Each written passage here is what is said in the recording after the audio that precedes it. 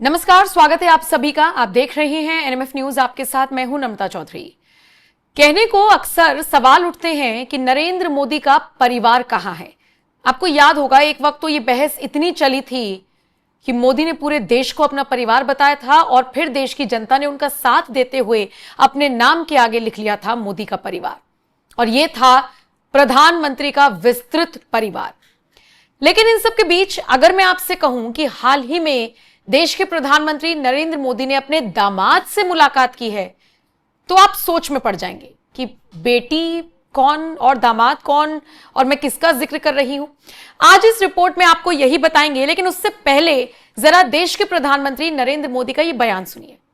आज समस्तीपुर से एलजेपी की हमारी बेटी श्रीमती शांभवी चौधरी जी पूरे हिंदुस्तान की सबसे छोटी उम्र की बेटी चुनाव लड़ रही है।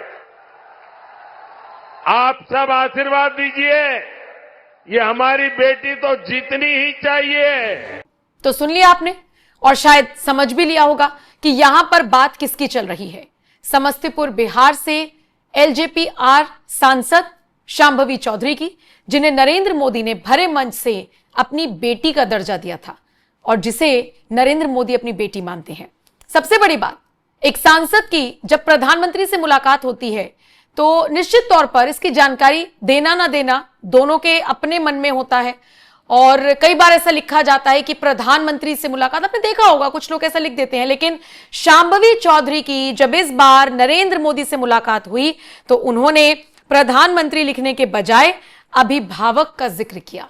और इसके बाद से एक बार फिर यह चीज प्रूफ हो गई कि दोनों के बीच में कैसे पिता और पुत्री वाला संबंध है। और इसीलिए जब शांभवी अपने पति के साथ नरेंद्र मोदी से मिलने के लिए पहुंची तो लोगों ने कहना शुरू कर दिया कि देखिए, नरेंद्र मोदी ने अपने दामाद जी से मुलाकात की है।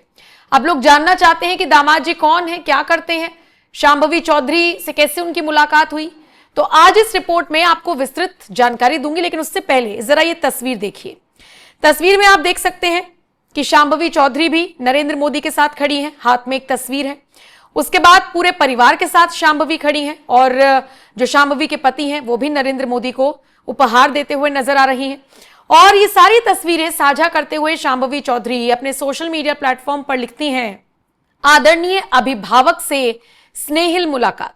हमारे देश के माननीय प्रधानमंत्री, हमारे प्रेरणा स्रोत आदरणीय श्री नरेंद्र मोदी जी से सपरिवार भेंट कर उनका आशीर्वाद और मार्गदर्शन प्राप्त किया। साथ ही 1971 के युद्ध के नायक बाबू जगजीवन राम जी की तस्वीर भी उन्हें भेंट की, और इसी के साथ वो लोजपा के ऑफिशियल हैंडल को टैग भी करती हैं।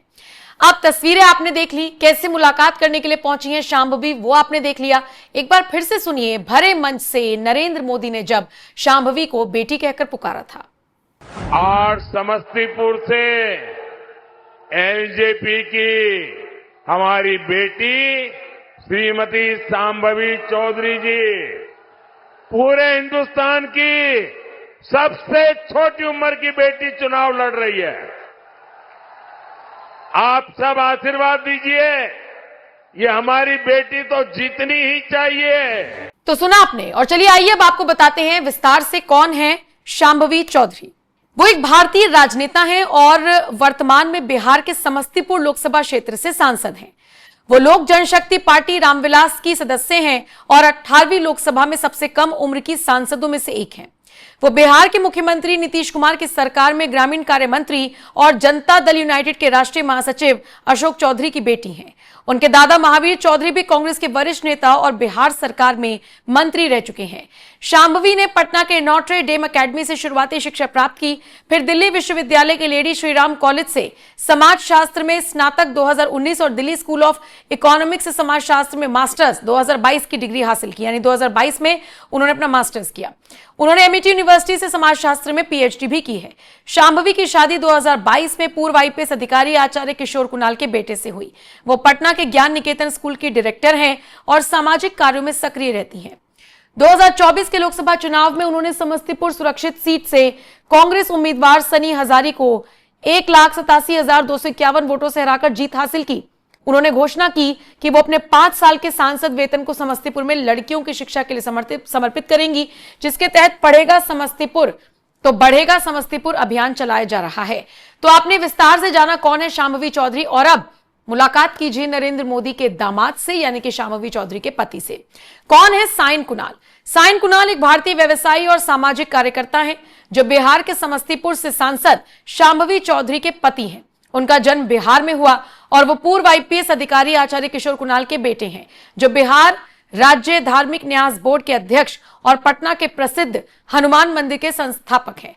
साइन ने अमेठी यूनिवर्सिटी से बीबीए और एलएलबी की डिग्री हासिल की है। वो पेशे से व्यवसायी हैं और अपने परिवार के सामाजिक व धार्मिक कार्यों, विशेष रूप से हनुमान मंदिर ट्रस्ट से जुड़े हुए हैं।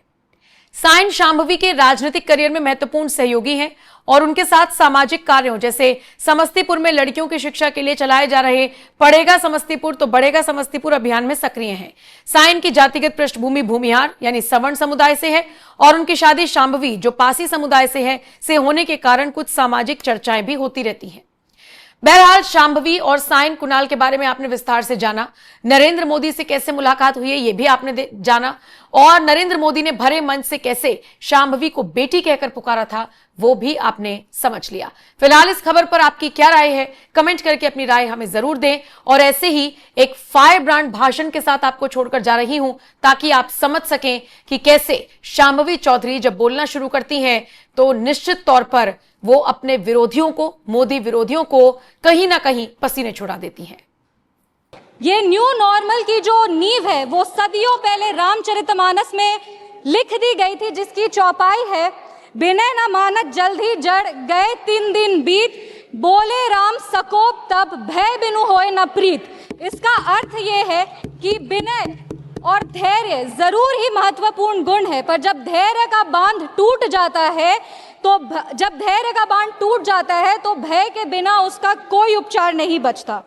हमारी सरकार के दृढ़ संकल्प से और सेनाओं के अदम्य शौर्य के वजह से आज एक नए भारत को विश्व स्तर पर स्थापित किया गया। ये नया भारत क्या है? ये नया भारत वो है जो शांति के लिए गौतम बुद्ध और महावीर जी के दिखाए हुए पथ पर तो चलता है, पर अगर राष्ट्र सुरक्षा की और राष्ट्र हित की बात हो तो प्रभु श्री राम के धनुष को और श्री कृष्ण के सुदर्शन चक्र को भी उठाना जानता है। आज इस चर्चा के 2 भाग हैं। पहला भाग है पहलगाम पर हुआ अटैक और दूसरा ऑपरेशन सिंदूर। पहलगाम पर जिस तरह से अटैक आतंकवादियों ने किया वो नागरिकों पर अटैक नहीं, वो मानवता पर अटैक है। आतंकवादियों ने धन पूछकर उनकी पत्नी के सामने, माँ के सामने, परिवार के सामने, बहनों के सामने सारे जो हमारे देश के नागरिक हैं उनको मार दिया। हम लोग ये पूरा देश वो चित्र कैसे भूल सकता है जब एक नवविवाहित महिला लाल चूड़ी पहनकर अपने पति के शव के बगल में बैठी थी। इसने पूरे देश को झंझोड़ करके रख दिया था। लेकिन दुर्भाग्य की बात यह है कि आज भी हमारे देश में ऐसे लोग हैं जिनको पहलगाम से ज्यादा दुख पैलेस्टीन के लिए होता है, क्योंकि ये उनकी राजनीति को फायदा नहीं देता। लेकिन जहां राजनीति के लिए कई लोग चुप्पी साध लिए, वहां हमारे यशस्वी प्रधानमंत्री ने राष्ट्र धर्म निभाया और उन्होंने महिलाओं के आंसुओं को ही नहीं पोंछा, पर महिलाओं के स्वाभिमान को और सम्मान को पुनर्स्थापित किया। हम बता देना चाहते हैं कि ये एक नया भारत है और आतंकवादी हमले के बाद ये भारत मोमबत्तियां नहीं जलाता, ये दुश्मनों की चिता को जलाता है। ये शांति चाहता है, पर शांति अपने शर्त पर चाहता है, और अगर अपने शर्त को नहीं पूरा किया जाए तो डिप्लोमेसी से डिस्ट्रक्शन तक का भी रास्ता जानता है।